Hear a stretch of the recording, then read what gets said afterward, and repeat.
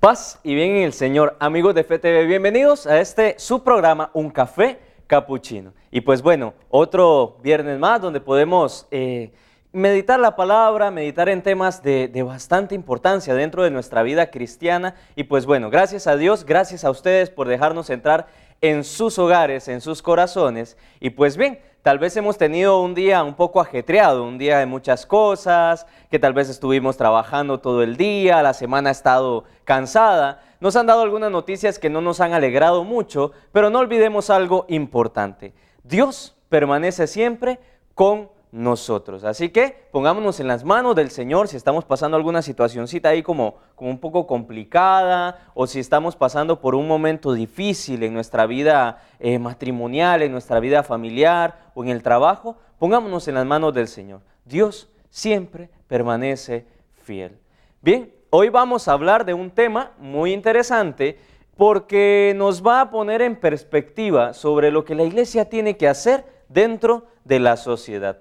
Y es que a veces escuchamos que se dice, no, ¿para qué la iglesia se va a meter en esas cosas de la sociedad? Que la iglesia mejor se quede en los templos, ¿verdad? Y que no se meta en cosas que no le incumbe. Podemos escuchar eso, pero nos vamos a dar cuenta que la iglesia, en medio de toda la historia, ¿verdad? Desde la resurrección de Jesús hasta la actualidad, siempre se ha preocupado por las cosas de este mundo. Y es que hay una frase muy hermosa que el mismo Evangelio nos lo da y el mismo Jesús nos lo dice, ¿no?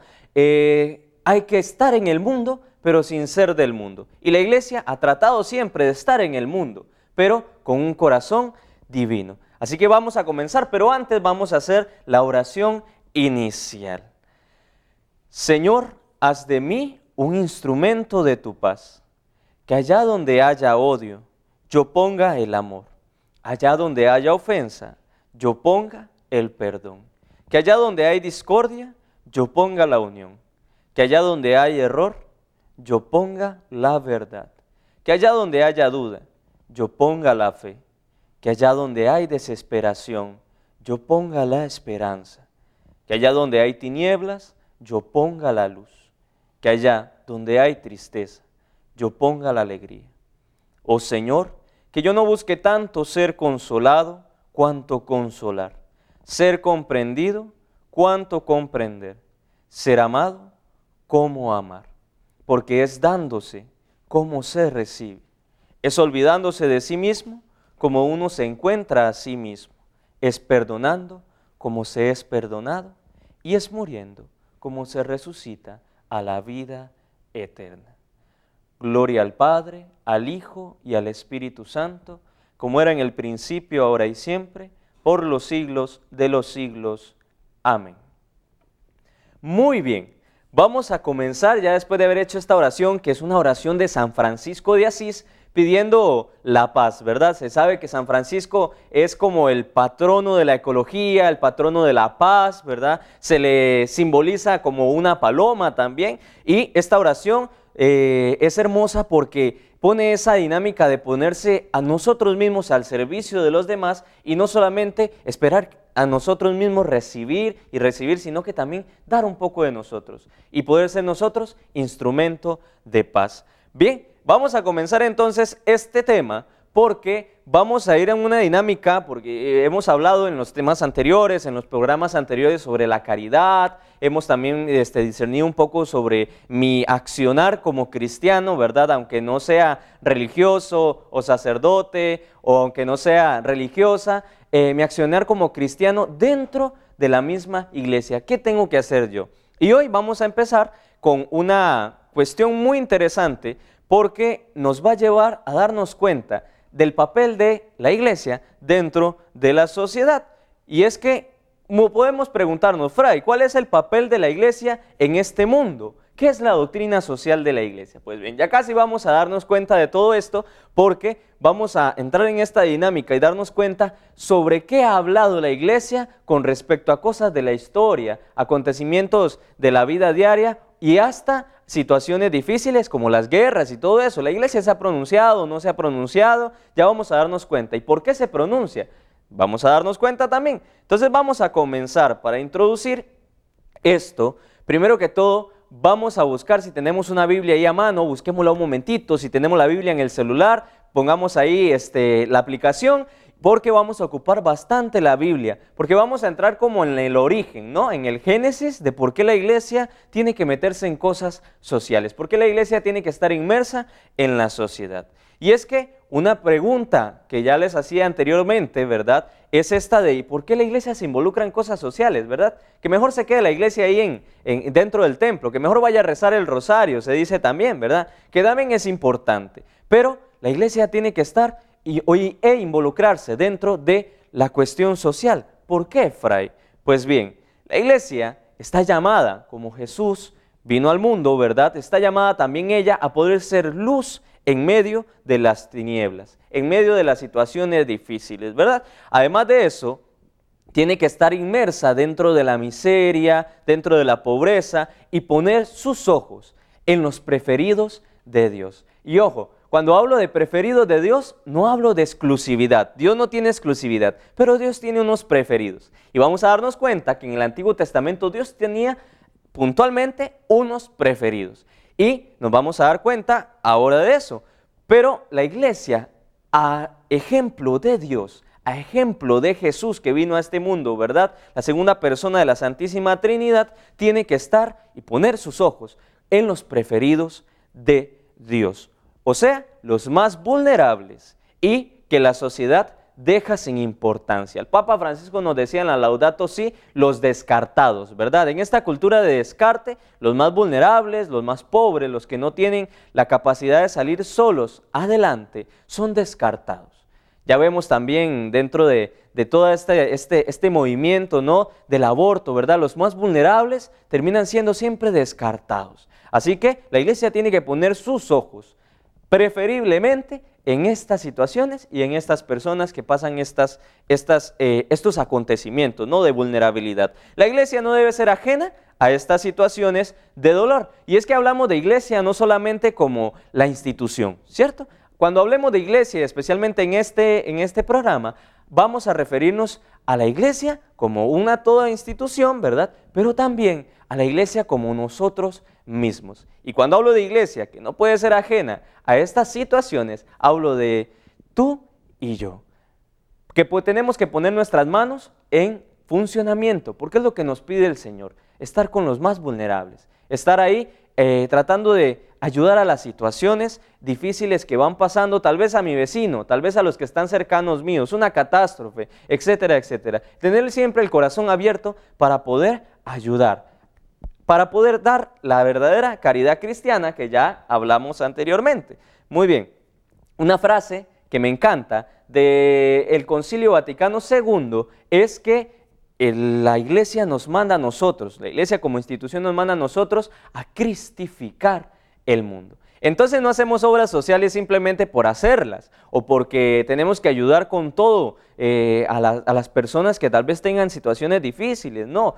Vamos al mundo, vamos a la sociedad para cristificar el mundo.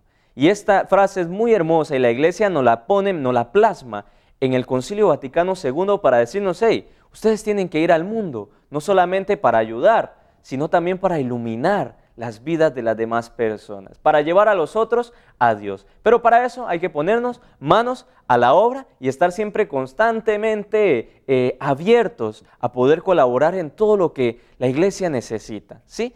Entonces nos dice Lumen Gentium, para entender un poquito lo que nos dice esto del Concilio Vaticano II de cristificar, la Lumen Gentium 30 nos dice esto con respecto a cristificar.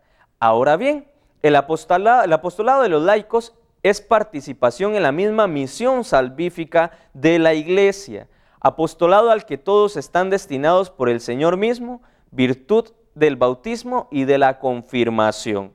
Y los sacramentos, especialmente la Sagrada Eucaristía, comunican y alimentan aquel amor hacia Dios y hacia los hombres, que es el alma de todo apostolado.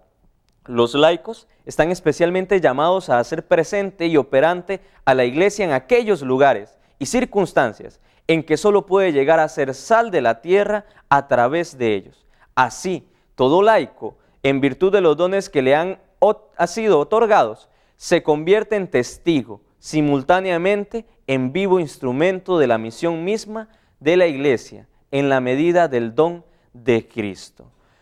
Esta parte es hermosísima. ¿Por qué? Porque la iglesia necesita de nuestras manos. La iglesia no solamente puede quedarse en los sacramentos, tal vez en irse para un convento, en ser religioso, en ser sacerdote, y ellos son los que se encargan de hacer la misión de la iglesia. La misma iglesia nos pide a nosotros poder poner manos a la obra porque estamos dentro del mismo cuerpo de la obra de salvación de Dios. Así que cristificar el mundo es ir a esas situaciones que tal vez el sacerdote no puede llegar, ir a esas situaciones que tal vez el religioso no puede estar, ir a esas situaciones de dolor que son tan silenciosas que ni siquiera llegan a oídos del sacerdote, ¿verdad?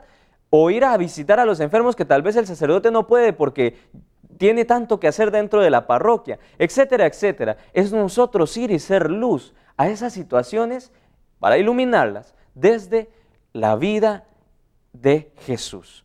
Bien, Dios se nos ha revelado, así esto es muy importante, Dios se nos ha revelado y por eso nosotros tenemos que revelarlo al mundo.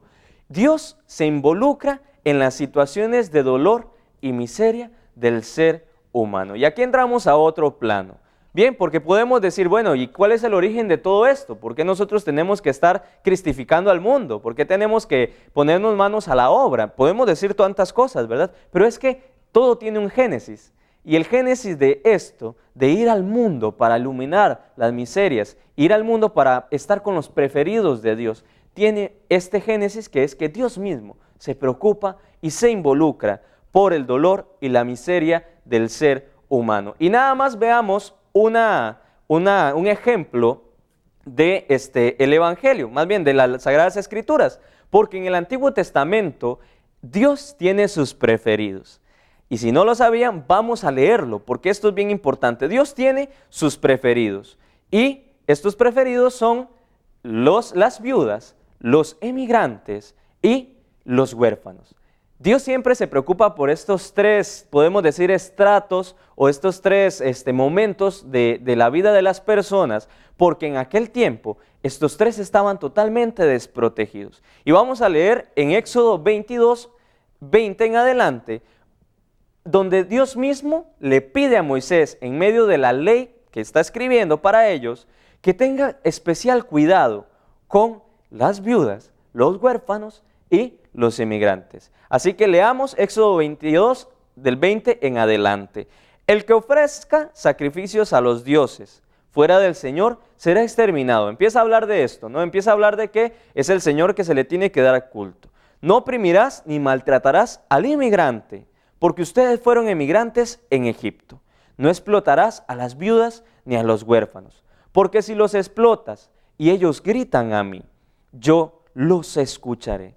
Se encenderá mi ira contra ustedes y lo haré morir a espada, dejando a sus mujeres viudas y a sus hijos huérfanos.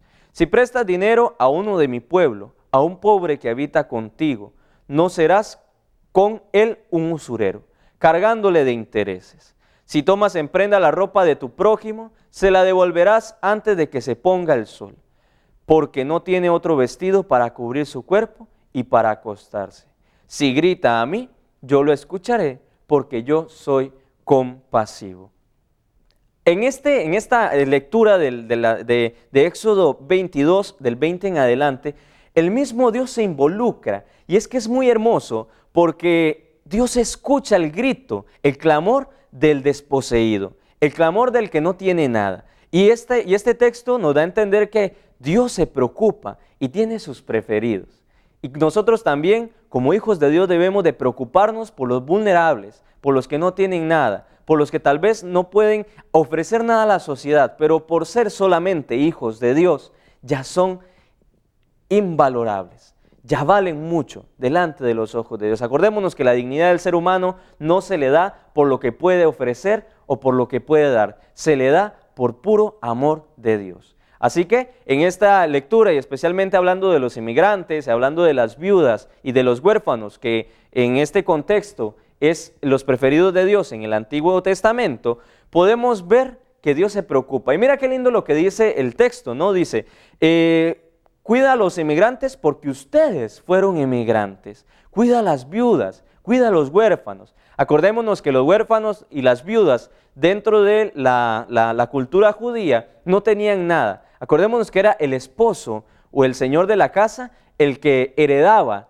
la tierra, heredaba las gallinas, las ovejas y todo lo demás, ¿verdad? Era el esposo. Y cuando la esposa quedaba viuda, quedaba sola. Y si no tenía hijos, era peor la cosa, porque la mandaban a un lugar para viudas, donde era un lugar donde no tenían a veces que comer, no tenían un lugar, no tenían nada tal vez para dormir y todo lo demás. ¿Por qué? Porque nadie se iba a hacer cargo de ellas. Ya vemos también en el Evangelio que Jesús resucita al hijo de la viuda, y es que era el único hijo y además estaba viuda. Y entonces, cuando Jesús resucita a este joven, no solamente devuelve la vida a su hijo, sino que devuelve la vida también a la mujer. Eso es hermoso. Y hay que poner atención a esto porque Dios tiene sus preferidos. Tiene sus preferidos. Los emigrantes en el Antiguo Testamento, porque ellos fueron emigrantes. Las viudas y los huérfanos, porque no tienen nada que dar y no poseen nada para dar. Pero aún así son importantes para Dios. Dios se involucra en las situaciones del ser humano. Vamos a ir a una pausa comercial y no se vayan porque vamos a empezar a hablar de esto. ¿Por qué Dios se involucra? ¿Qué es esto de que Dios está dentro de los acontecimientos humanos? ¿Y qué es esta sentencia tan grande de decir, si gritan a mí, yo los escucharé? Vamos a una pausa comercial y ya volvemos.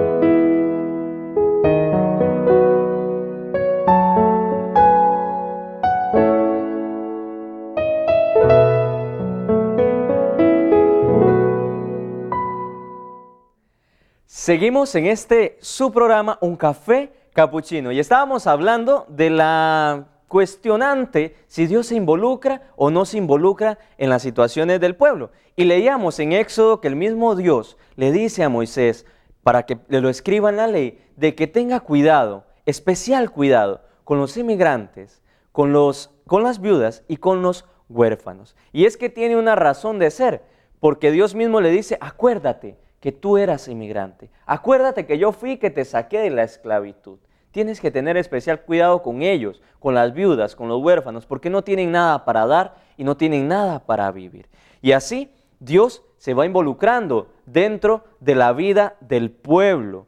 Dios permanece y escucha los llantos del pueblo. Miren, esto es muy hermoso, porque Dios le dice esto en la ley a los mismos judíos, no solamente para que lo hagan y hagan una obra de caridad, sino para que se percaten de que nunca olvidar de que ellos en algún momento estuvieron viudas, ellos en algún momento estuvieron huérfanos, ellos en algún momento fueron emigrantes. Y es que si vemos toda la historia de la salvación en el Antiguo Testamento, Dios va guiando al pueblo desde Abraham, ¿verdad? Que le hace una promesa, no teniendo la capacidad para tener hijos, le da un hijo al ser obediente a sus promesas, más bien a su palabra. Después vemos la esclavitud en Egipto, donde saca al pueblo de esa esclavitud, ¿verdad? Y escucha. Es muy hermoso porque también a Moisés le dice algo muy grande. Dios le dice, he escuchado los lamentos de mi pueblo y quiero que tú lo saques. Y ya Moisés hace toda la cuestión para sacarlo y llevarlo a la tierra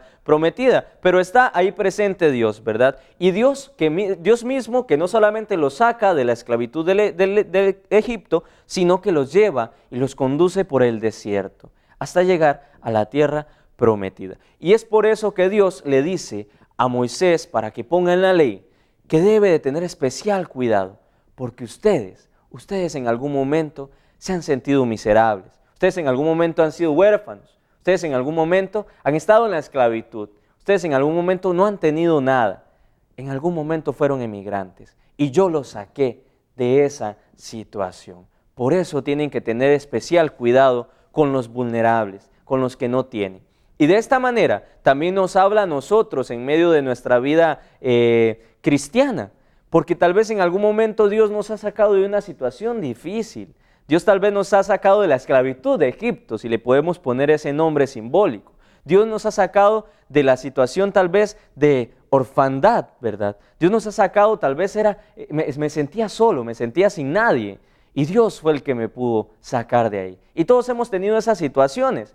Y así Dios nos invita a nosotros a poder hacer lo mismo con los demás. Porque Él escucha el llanto y el sufrimiento de los demás. Jesús se hizo carne, se encarnó por nosotros, se hizo uno de nosotros, ¿verdad? Y dignificó a enfermos, los sanó, los dignificó, le devolvió la dignidad a las mujeres, porque en aquel tiempo las mujeres valían poco, le devolvió la dignidad a los niños, dejen que los niños vengan a mí, y hasta murió por nuestros pecados. Y si Dios se encarnó, si Dios se hizo hombre, si Dios vino a habitar entre nosotros, la iglesia debe de habitar en el mundo. Y aquí respondemos la primera pregunta de por qué la iglesia se tiene que involucrar en cosas sociales, por qué la iglesia tiene que ir a donde está la miseria, por qué la iglesia tiene que hacerse cargo de las personas que tal vez tienen poco, por qué yo como iglesia, teniendo tanto, tengo que dar a los otros, no de lo que me sobra, sino de lo que tengo. Ya vamos a ver lo que pasa con una viuda específica en el Evangelio. Pero ¿por qué yo tengo que ayudar? ¿Por qué yo tengo que darme por completo? Porque Dios en algún momento escuchó mi clamor y me sacó de la esclavitud. Y ahora yo estoy aquí para poder ayudar a los otros, para ser instrumento de Dios, para sacar a los otros de la esclavitud, de la miseria, de las situaciones difíciles y acompañar a esas personas que tal vez nadie las está acompañando. Y tanto que hacer, ¿verdad? Hay tanto que hacer. Por eso no podemos decir, no hay nada que hacer, no, en mi parroquia no hay nada, hay tanto que hacer. Y si no, hay que inventarlo, porque somos cristianos. Dios es el que nos guía, Dios es el que nos lleva. Bien, y así la iglesia, tú y yo, tiene que estar involucrada en todo esto. Y algo fuerte, porque si la iglesia deja de ser indiferente, no hace caridad, es indiferente al dolor del hermano, no se encarna, corta la comunicación entre Dios y los hombres. Si yo como iglesia y tú como iglesia deja de hacer caridad y se hace indiferente ante las situaciones difíciles, deja de tener sentido la misma iglesia. Deja de tener sentido que nosotros seamos cristianos. Por eso tenemos que poner manos a la obra con respecto a la caridad y con respecto a ponernos al servicio de los más necesitados, porque Dios escucha el clamor de los demás. Dios escucha nuestros clamores y nos invita a nosotros a ir allá. Y es pecado no ir allá. Y Dios mismo se enoja cuando el clamor se es escuchado y los demás que están alrededor no hacemos nada para poder ayudarlo.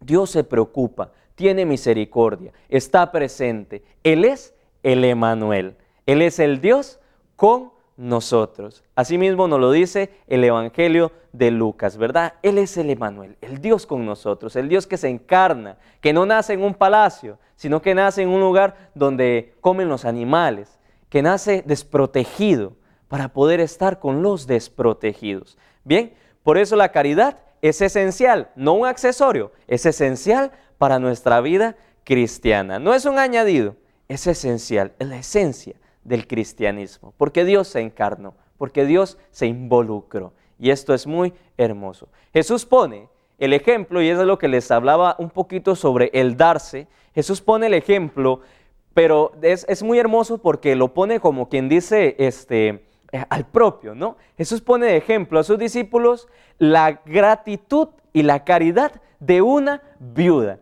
y ya veíamos lo que significaban las viudas en la cultura judía. Las viudas no tenían nada, las viudas más bien tenían que ser ayudadas, asistidas. Y Dios pone el ejemplo de una viuda para decirle a sus discípulos, hey, ustedes que tienen tanto, tienen que dar tanto. Ella que no tuvo, que no tenía suficiente, dio de lo que no tenía y dio más que lo que dieron los demás. Vamos a leerlo, porque es muy hermoso y nos da a entender la dinámica de esto de la caridad verdaderamente cristiana y el involucrarnos directamente con los demás. Lucas 21, del 1 al 4. Busquémoslo por ahí. Lucas 21, del 1 al 4, dice así: levantando la vista, observó a unos ricos que depositaban sus donativos en el arca del templo. Les observó también a una viuda pobre que ponía unas moneditas. Dijo, les aseguro que esa pobre viuda ha puesto más que todos, porque todos esos han depositado donativos de lo que les sobraba, pero ella, en su pobreza, ha puesto cuanto tenía para vivir. Este ejemplo es hermosísimo, hermosísimo porque nos lleva a nosotros a darnos cuenta, y Jesús poniendo este ejemplo, nos lleva a darnos cuenta de que no es la cantidad que nosotros tenemos que dar, sino el darnos por entero. No dar simplemente de lo que me sobra. Tengo unas monedillas y las echo ahí cuando está el ofertorio. A veces podemos caer en eso. Y curiosamente nos ha pasado a nosotros a veces que cuando llegamos a contar el dinero de las ofrendas que va destinado a la caridad, destinado a la administración tal vez de la parroquia o destinado a tantas cosas, se encuentra uno de todo. Se encuentra botones, se encuentra chapitas, se encuentra, ¿cómo es que se llama?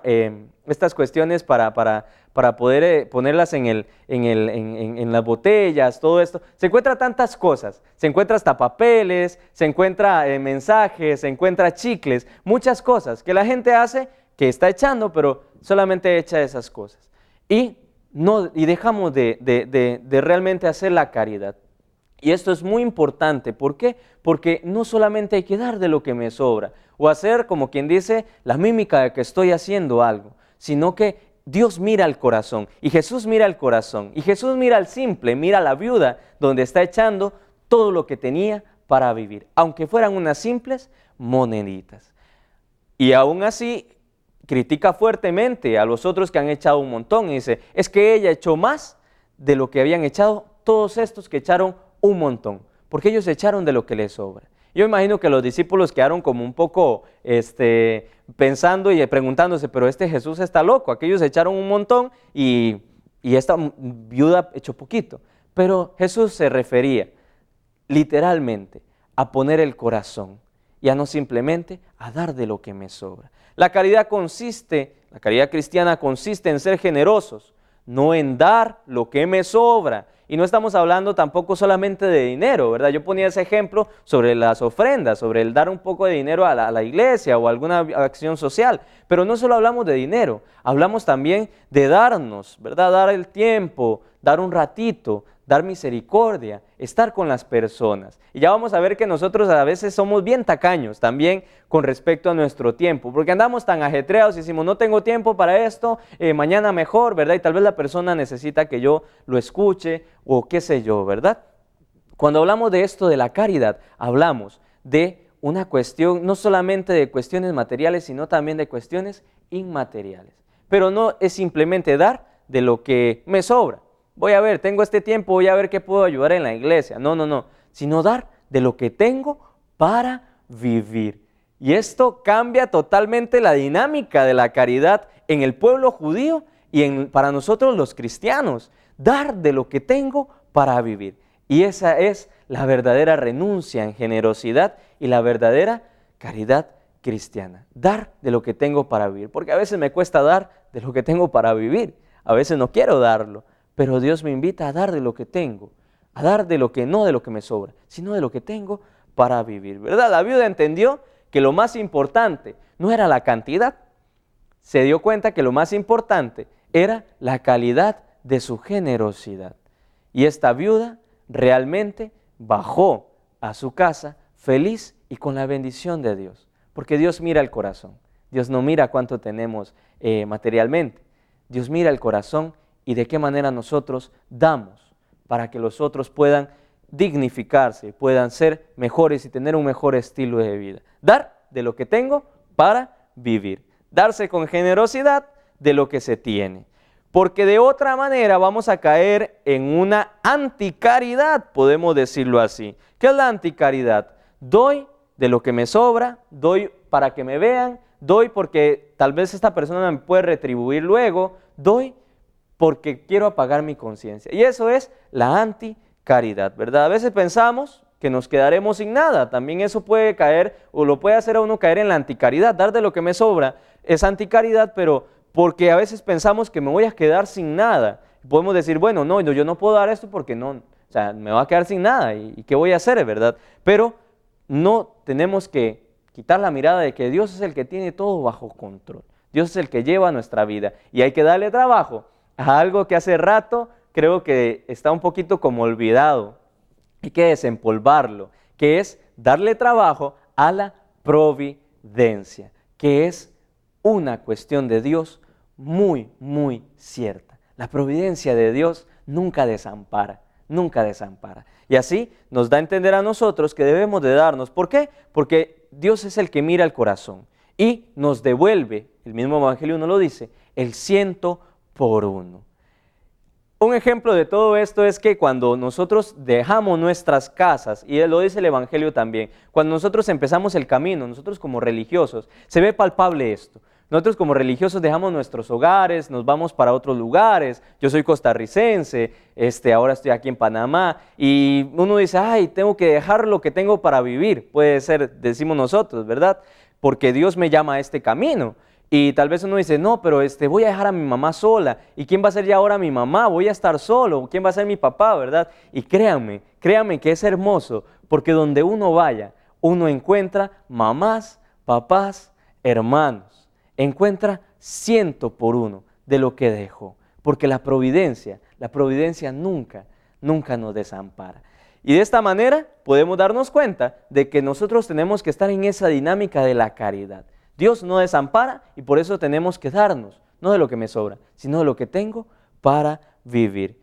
¿Caridad es solo dar dinero? Vamos a ver que no, porque la misma iglesia nos pone unas obras de misericordia muy, muy puntuales para poder nosotros ponerlas en práctica. Y no tiene que ver mucho con dinero. Miren, y las obras de misericordia que la iglesia nos pone son las siguientes. Hay unas corporales que dice que son dar posada al peregrino, vestir al desnudo, visitar al enfermo, dar de comer al hambriento, visitar a los presos, enterrar a los muertos y dar de beber a los sedientos.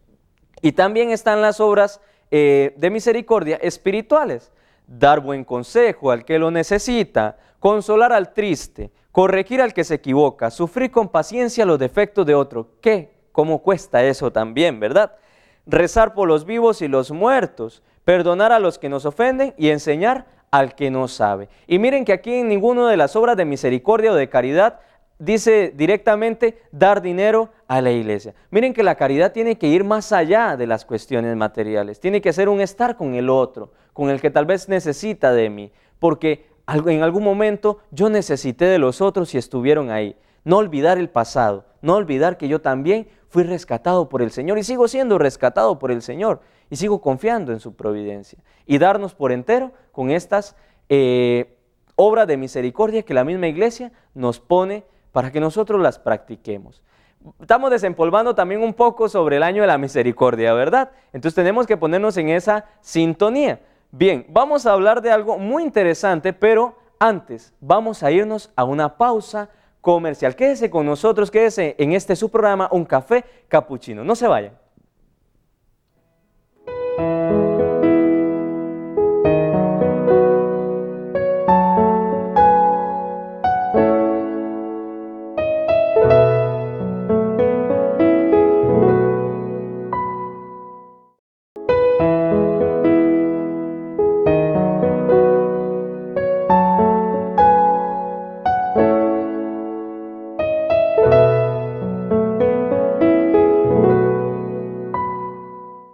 Seguimos en su programa Un Café Capuchino, y es que estábamos hablando de una actitud delante de Dios y delante de nuestra vida cristiana, y es la actitud de estar involucrados con la miseria y las situaciones de pobreza y todas las situaciones difíciles de los demás. Y es que la iglesia nos invita, y nosotros como iglesia somos invitados de parte de Dios, de poder escuchar el clamor de los demás, de poder nosotros darnos cuenta que a veces se pasan cuestiones difíciles de pared, de por medio, y ni siquiera nos damos cuenta, ni siquiera nos interesamos, porque no queremos embarrarnos.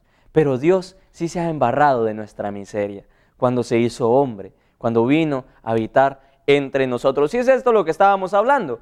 ¿Qué es la caridad cristiana realmente? ¿Es un accesorio o es esencial? Pues fíjense que es algo esencial, es de la esencia del cristiano ser caritativo. ¿Y cómo puedo hacerlo? Ya vimos las obras de misericordia, ya vimos a la viuda, es dar de lo que tengo para vivir.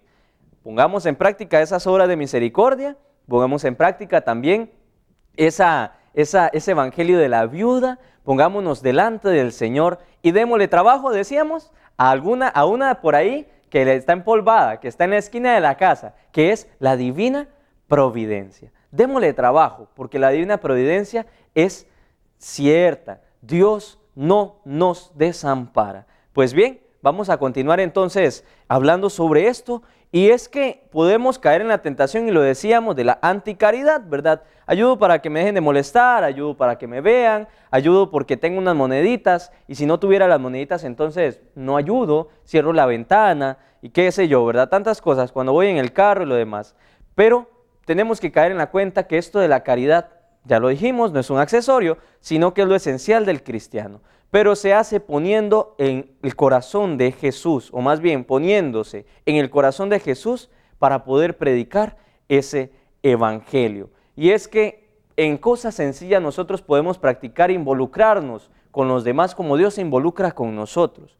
Es que Dios no es ajeno a mi situación, y tantas veces que me ha sacado de algo difícil y sigue sacándome de cosas difíciles, y aún así yo también tengo que ponerme en sus manos para poder ayudar a los otros a mirar la luz que tal vez yo he visto. Y en cosas sencillitas, hermanos y hermanas, podemos nosotros hacer esto, porque tenemos que ir cambiando cosas. Ya veíamos por qué hacíamos la oración de instrumento de tu paz, ¿no? Donde haya odio, ponga yo alegría. Hay que hacer un cambio de actitud.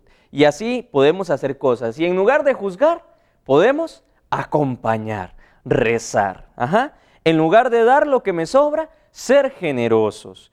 Cambiar el no tengo tiempo a decir, claro, tengo 5 minutos. ¿Qué pasó? ¿Cómo estás? Te veo triste.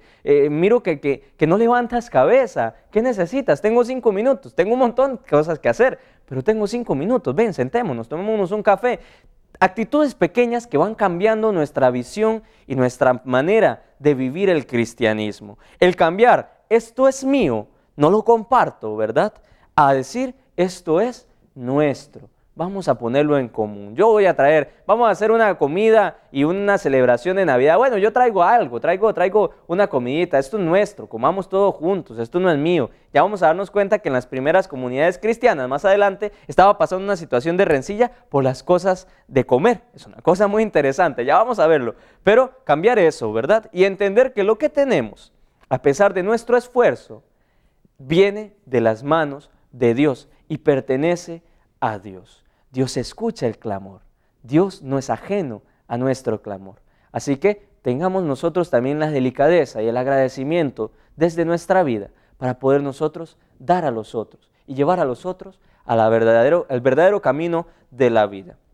Pues bien, las primeras comunidades cristianas, porque podemos decir, Fray, pero eso de la caridad, eso es muy reciente, eso no se hacía en las primeras comunidades. Pues bueno, vamos a darnos cuenta de que en las primeras comunidades cristianas ya se vivía esto. Los discípulos entendieron que la vida y el mesianismo de Jesús, que al principio era un poco extraño porque Jesús iba a morir y ellos esperaban a un Mesías que viniera con espada, empezaron a entender de que no podía desarraigarse de la vida comunitaria, no podía desarraigarse de la vida cultural, porque Dios mismo se hizo hombre, se encarnó y vino a habitar entre nosotros. Y las primeras comunidades ya desde el principio entendieron la dinámica de Jesús y se dieron cuenta de la felicidad y la alegría que se experimenta cuando nos damos por completo. Ya vemos a Jesús, ¿no? Yo me imagino que los discípulos entendieron esto y se dieron cuenta de que Jesús no simplemente fue una cuestión así espiritista, ¿verdad? O de una búsqueda del yo interior, como que si fuera el yoga, ¿verdad? De estar yo solo en el silencio, no. Se dieron cuenta que esto era una dinámica de comunidad. Y es que en las primeras comunidades cristianas, las viudas, porque siguen siendo judíos, las viudas, tenían un papel importante y principal en la caridad de la iglesia. Los diáconos en las primeras comunidades, más allá de preocuparse por los sacramentos, más allá de preocuparse por las cosas del de administración de sacramentos, de bautismo, etcétera, se preocupaban y se encargaban, habían sido encargados para la caridad que llegaba a la comunidad.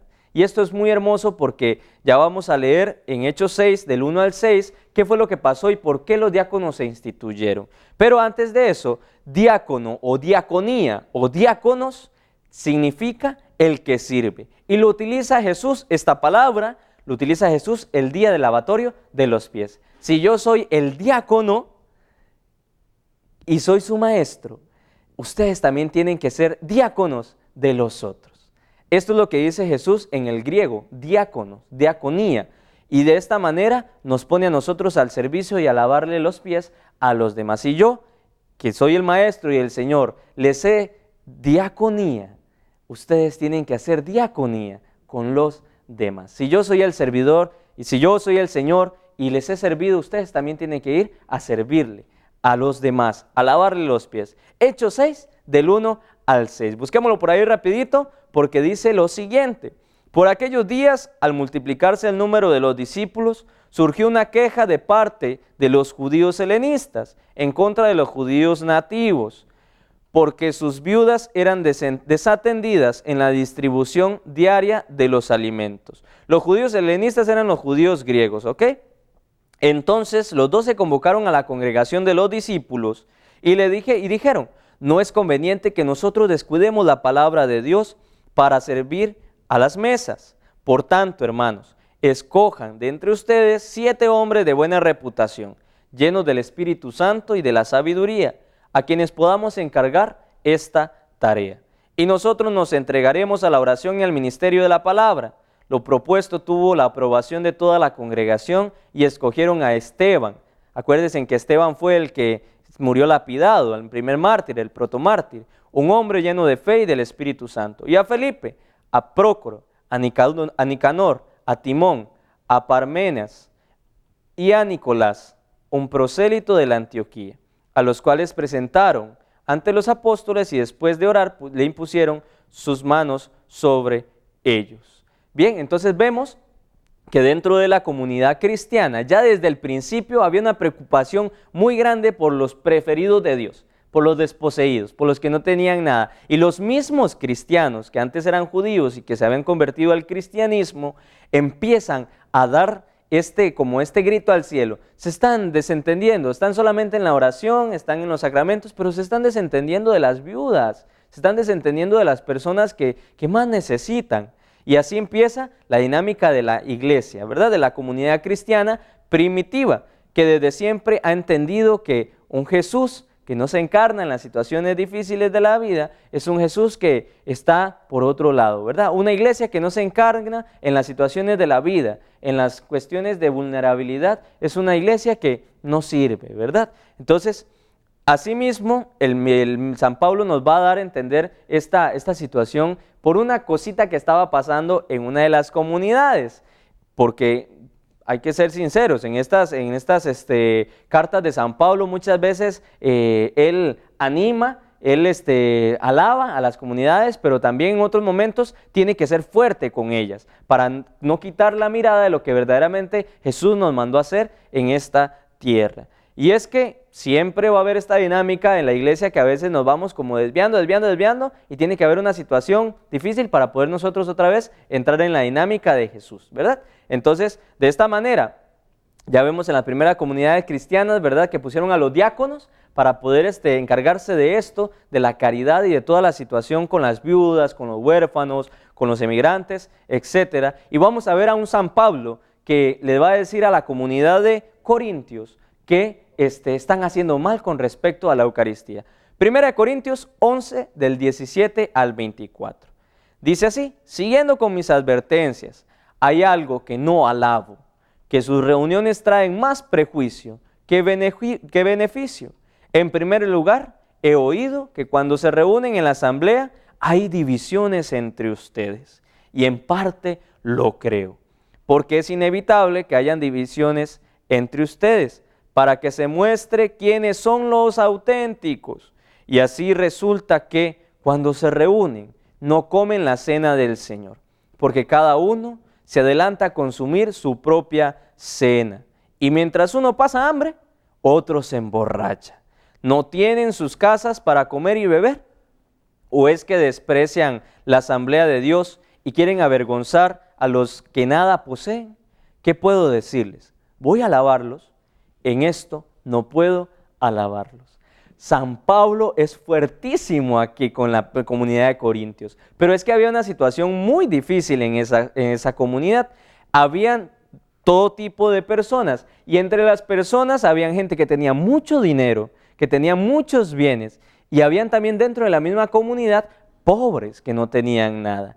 Y lo que estaba pasando en la comunidad era que cuando se reunían a hacer la cena del Señor, ¿verdad? Cuando se reunían a comer la cena del Señor, la Eucaristía, después de eso hacían ágapes, ¿verdad? Y se ponían a compartir la comida. Pero lo que estaba sucediendo en esta comunidad era que los ricos traían su comida para ellos mismos y se iban para una esquina, y los pobres quedaban sin comer, porque no habían traído nada.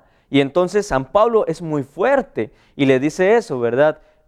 Porque cada uno se adelanta a consumir su propia cena, y mientras unos pasan hambre, los otros se emborrachan, comen hasta de más, ¿verdad? Y de esa manera, el mismo San Pablo fuertemente le da esta como quien dice, lección a la comunidad cristiana, y le dice: voy a alabarlos, en esto no. ¿Qué puedo decirles? En esto no los puedo alabar.